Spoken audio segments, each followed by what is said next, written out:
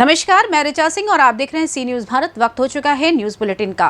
Bulletin में पहली खबर बुलंदशहर से है, जहां रेस्क्यू के दौरान कोल्ड स्टोर का मलबा गिरने से पास खड़ा ट्रैक्टर क्षतिग्रस्त। ट्रैक्टर चालक ने कूदकर बचाई जान। वहीं आगे बात करेंगे कैमूर की, जहां नगर पालिका भभुआ में भगवान परशुराम के जन्मोत्सव पर विद्वानों द्वारा वैदिक मंत्रों से किया गया पूजा अर्चन। साथ ही अगली खबर सिद्धार्थनगर के बर्डपुर से है, जहां अखिल भारतीय ब्राह्मण महासभा व समाज सेवियों ने परशुराम जयंती पर निकाला वाहन जुलूस। और भी तमाम खबरों पर आइए विस्तार से करते हैं चर्चा। बुलंदशहर में रेस्क्यू के दौरान कोल्ड स्टोर का फिर एक हिस्सा गिरा। कोल्ड स्टोर के पास खड़े ट्रक पर गिरा कोल्ड स्टोर का मलबा। ट्रैक्टर क्षतिग्रस्त। ट्रैक्टर चालक ने कूदकर अपनी जान बचाई। एक फायरकर्मी घायल हुआ है। राहत एवं बचाव कार्य में लगी एनडीआरएफ और पुलिस की टीम ने भागकर अपनी जान बचाई। अंदर फंसे दिनेश, हरिचंद और गौरव को बाहर निकालने का रेस्क्यू कर रही है एनडीआरएफ। सिकंदराबाद रोड पर कोल्ड स्टोर में देर रात हादसे के बाद से फंसे हैं 3 मजदूर। सर, इस सिकंदराबाद में हादसा हुआ है, किस तरह का ये हादसा हुआ है और किस तरह से राहत बचाव कार्य चल रहा है? कल रात में सिकंदराबाद में कोल्ड स्टोरेज है, फाइनल कोल्ड स्टोरेज, और उसमें एक घटना घटित हो गई है। उसकी बिल्डिंग जो है उसमें कुछ अंश उसका गिर गया है। जो अंदर स्ट्रक्चर बना हुआ था, स्ट्रक्चर डैमेज हुआ है और उसमें काम करने वाले 3 मजदूर अंदर जो है दब गए हैं। एक मजदूर से लगातार हम लोग बात भी करें, उसकी आवाज़ सुनाई पड़ रही है और राहत बचाव कार्य कल रात से ही हम लोगों ने प्रारंभ करा दिया था। एनडीआरएफ की टीम और जिला प्रशासन की पूरी टीम, पुलिस की टीम लगी हुई है, हम लोग राहत बचाव कार्य कर रहे हैं। अच्छा सर, फिर दोबारा से एक हादसा हुआ है, 3 भी गिरा है, तो उसमें किस तरह की? कोल्ड स्टोरेज के वाल के रूप में जो फोम और सीट लगी हुई थी, उसका एक पोर्शन टूट करके अभी गिर गया था, जिसकी वजह से राहत बचाव कार्य कुछ समय के लिए स्थगित हो गया था। अभी उसको हटवा करके दोबारा राहत बचाव कार्य स्टार्ट करा दिया गया। बुलंदशहर से सी न्यूज संवाददाता नितिन सिंह राजपूत की रिपोर्ट। कैमूर जिले के नगर पालिका मैदान भभुआ में भगवान विष्णु के छठे अवतार चिरंजीवी देव श्री हरि परशुराम के जन्मोत्सव के मौके पर राष्ट्रीय परशुराम सेना अध्यक्ष विनोद तिवारी, सचिव अभय पांडे के द्वारा काशी के विद्वानों द्वारा वैदिक मंत्रोच्चार से पूजा अर्चन किया गया। वहीं मंच का संचालन रत्नेश तिवारी, चंचल एवं रजनीकांत तिवारी के द्वारा किया गया। साथ ही भगवान परशुराम का भव्य शोभा यात्रा निकाली गई, जिसका संचालन फणिंदर तिवारी, बिट्टू, लल्लू, शंकर दुबे, मनीष ओझा, पंचम तिवारी, अभिसार आनंद, टिंकल तिवारी के द्वारा किया गया। शोभा यात्रा नगर पालिका मैदान से पटेल चौक बाईपास, बस स्टैंड बाईपास और एकता चौक से होते हुए नगर पालिका मैदान में प्रसाद वितरण के साथ समाप्त की गई। कैमूर से सी न्यूज संवाददाता ओम प्रकाश तिवारी की रिपोर्ट। कैमूर जिले के रामपुर अंतर्गत इंग्लिशपुर गांव में 9 कुंडीय श्री रुद्र महायज्ञ का आयोजन अध्यक्ष अर्जुन कृष्ण द्विवेदी आचार्य की अध्यक्षता में चल रहा है, जिसमें रामकथा के साथ वृंदावन का रासलीला मंडली के द्वारा रासलीला का भव्य प्रदर्शन किया जा रहा है। कथा व्यास शशि भूषण महाराज अयोध्या यज्ञ आचार्य विशंबर दास अयोध्या के द्वारा रामकथा शिव पुराण की अमृत कथा का रसपान कराया जा रहा है। मौके पर हजारों की संख्या में श्रद्धालु कथा का रसपान कर रहे हैं। वहीं यज्ञ कमेटी के कोषाध्यक्ष सुदर्शन दुबे, सचिव गुड दुबे का सहयोग सराहनीय रहा। कैमूर से सी न्यूज संवाददाता राम प्रवेश तिवारी की रिपोर्ट। अखिल भारतीय ब्राह्मण महासभा व समाज सेवियों ने परशुराम जयंती पर वाहन जुलूस निकाला। जुलूस का जगह जगह स्वागत किया गया। बर्डपुर चौराहे पर भगवा रक्षा वाहिनी प्रांत अध्यक्ष राकेश मिश्रा ने माला पहनाकर सभी का स्वागत किया। जुलूस पूर्व निर्धारित कार्यक्रम के अनुसार सीकरी बाजार, मोहाना चौराहा, बर्डपुर चौराहा, मधुबेनिया नौगढ़ होते हुए साड़ी तिराहे पर समाप्त कर दिया गया। जुलूस का नेतृत्व करते हुए समाज सेवी विकास उपाध्याय व किसान मोर्चा जिला महामंत्री अविनाश शुक्ला ने कहा कि भगवान परशुराम ने अन्याय के खिलाफ शस्त्र उठाकर धर्म की रक्षा के लिए राक्षसों का संहार किया। हम सभी को आज राक्षसी प्रवृत्ति का बहिष्कार करने का संकल्प लेना है। इस मौके पर अमित शुक्ला, अविनाश शुक्ला, कमलेश मिश्रा, वेद प्रकाश शुक्ला, अमित उपाध्याय, धर्मेंद्र चौबे आदि लोग मौजूद रहे। आज जो रैली निकाले हैं, रैली निकालने का उद्देश्य क्या है? देखिए, इसको रैली ना ही कहा जाए तो बेहतर है, क्योंकि ये कोई राजनीतिक परिवेश की रैली नहीं है। ये एक संदेश है जो आज अक्षय तृतीया के पावन अवसर पर सनातन संस्कृति सनातन धर्म के संवाहक ब्राह्मण समुदाय के लोग आज इस रैली को निकालकर एक अनुशासन, एक निष्ठा, एक जो संदेश समाज को देना चाह रहे हैं कि किस प्रकार हम समाज में रहकर समाज के लोगों के बीच में आज के समय में जो जहर घोला जा रहा है, उस जहर को किस प्रकार हम अपने वाक्यों से, अपने कार्यों से और अपने जीवन शैली से कैसे इसको हम दूर कर सकते हैं, कैसे भाईचारा हम बना सकते हैं। इस उद्देश्य को लेकर आज भगवान परशुराम जी की जन्म जयंती के उपलक्ष्य में हम लोग ककराहवा क्षेत्र से लेकर सिद्धार्थनगर जनपद मुख्यालय तक की ये रैली लेकर जा रहे हैं, जिसके बाद हम लोगों की एक सभा डॉक्टर भीमराव अंबेडकर सभागार में होना है, जो उसके बाद हम लोगों का इस कार्यक्रम के समापन की घोषणा की जाएगी। सिद्धार्थनगर से सीनू संवाददाता धर्मेंद्र की रिपोर्ट। नगरगंज बसौदा में ब्राह्मण दल ने भगवान श्री परशुराम जन्मोत्सव की शोभा यात्रा बहुत ही धूमधाम एवं हर्षोल्लास के मनाई। जय जय परशुराम के नारों से शहर गूंज उठा। इसमें हजारों की संख्या में लोग एकत्रित हुए। चल समारोह गांधी चौक से शुरू होकर श्री नोलखी धाम पर इसका समापन हुआ। शोभा यात्रा में बड़ी मात्रा में नारी शक्ति ने हिस्सा लिया एवं हजारों की संख्या में युवा, बच्चे, बुजुर्ग सभी ने बढ़ चढ़ कर हिस्सा लिया, जिनका हर वर्ग एवं समुदाय के लोगों ने जगह जगह पर स्वागत एवं वंदन किया। ग्रामीण क्षेत्र के लोग भी शोभा यात्रा में शामिल हुए। वहीं शोभा यात्रा में भगवान श्री परशुराम एवं अन्य सजीव झांकियों ने शोभा यात्रा की रौनक बढ़ा दी। विदिशा से सीनू संवाददाता हेमंत आनंद की रिपोर्ट। अंबेडकर नगर बसखारी थाना अंतर्गत गन्नीपुर तिकोड़िया गांव में जमीनी विवाद को लेकर हुई पत्थरबाजी। बताया जा रहा है कि वहां पर पुलिस की मौजूदगी में भी होती रही पत्थरबाजी दबंगों के हौसले है बुलंद। अंबेडकर नगर से सीनू संवाददाता सुधीर श्रीवास्तव की रिपोर्ट।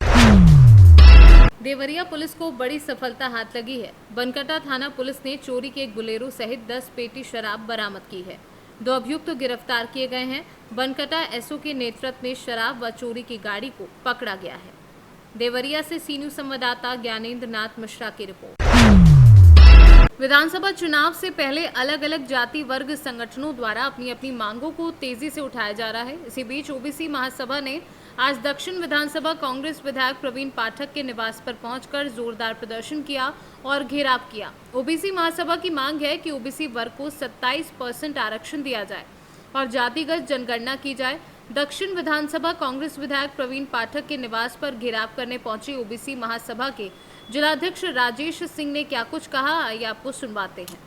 आए थे, मैंने आपके खिलाफ नारेबाजी की है, तो क्या पूरा मामला था? देखिए, ओबीसी महासभा के जो भी हमारे साथी आज आए हैं, तो कहीं ना कहीं एक जनश्रुतियों के माध्यम से उनकी जानकारी दी, चर्चा हुई और मैंने उनको ये उनके संज्ञान में भी तथ्यात्मक तौर पर लाया हूँ।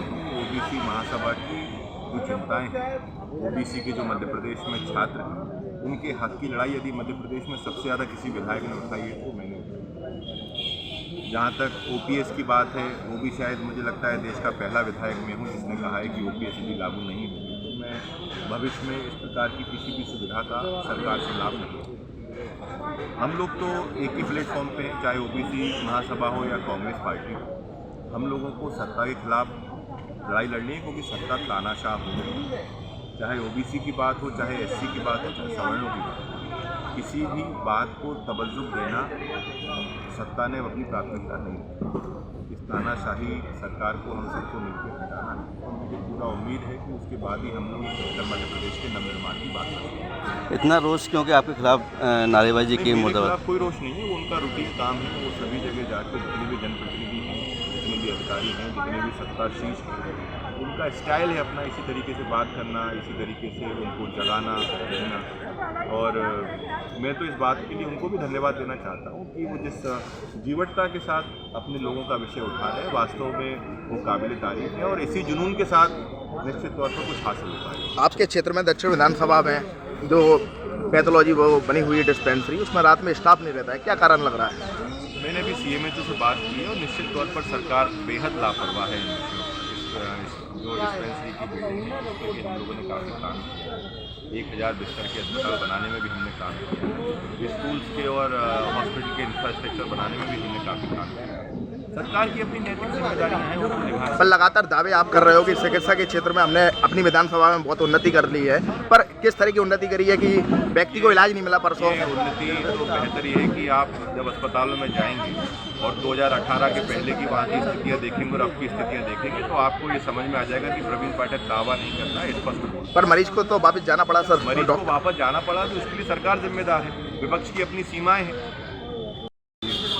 आज हम लोग कांग्रेस के विधायक ग्वालियर दक्षिण से प्रवीण पाठक जी, उनके निवास पर उन्होंने ओबीसी की जातिगत जनगणना और ओबीसी के 27% आरक्षण के मुद्दे को लेकर यहाँ उपस्थित हुए थे।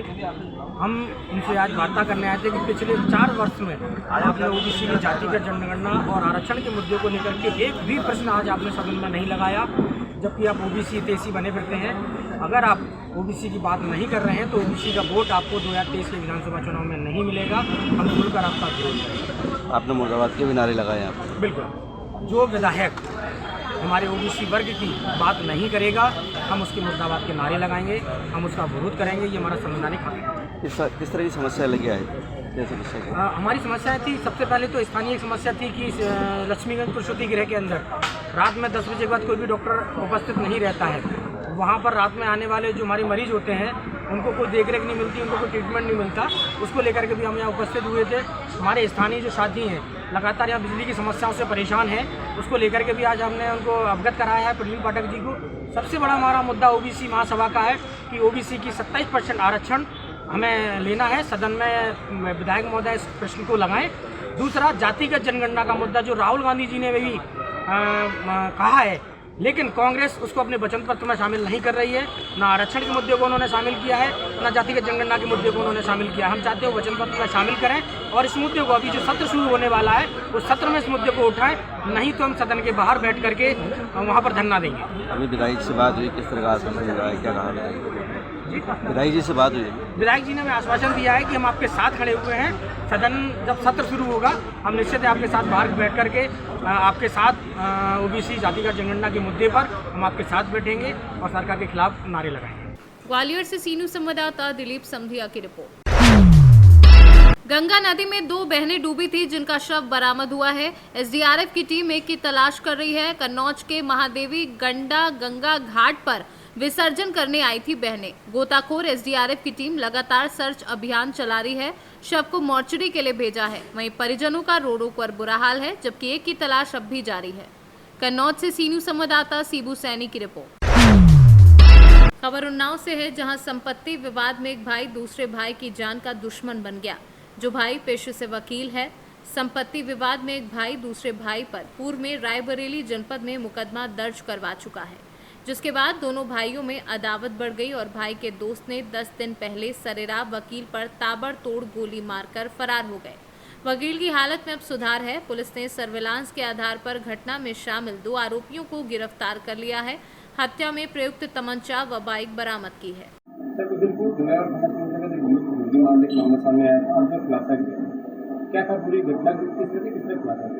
गंगा घाट में एक परिवार में 3 भाइयों के बीच में संपत्ति के बंटवारे को लेकर के विवाद चल रहा था।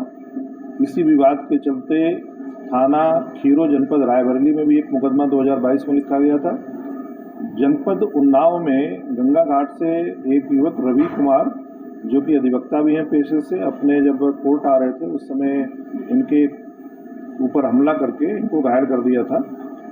जिस जगह पे घटना घटी थी, घटनास्थल पे पुलिस अधीक्षक महोदय द्वारा मेरे द्वारा घटनास्थल का निरीक्षण किया गया था और हमने ये उस समय सर्विलांस के माध्यम से पता लगाया कि कौन व्यक्ति इस पे हमलावर हो सकता है और उसी सिलसिले में 2 युवकों को गिरफ्तार किया गया जो अपराधी हैं इस मामले में और उनको आज जेल भेजा जा रहा है। इसमें और हम गहराई से जांच कर रहे हैं कि कौन और शामिल थे। जो भी इसमें शामिल होगा उसके खिलाफ कड़ी कानूनी कार्रवाई की जाएगी। उन्नाव से सी न्यूज़ संवाददाता अजय कुमार की रिपोर्ट। फिलहाल के लिए न्यूज बुलेटिन में बस इतना ही। देश दुनिया की तमाम खबरों को जानने के लिए देखते रहिए सी न्यूज़ भारत।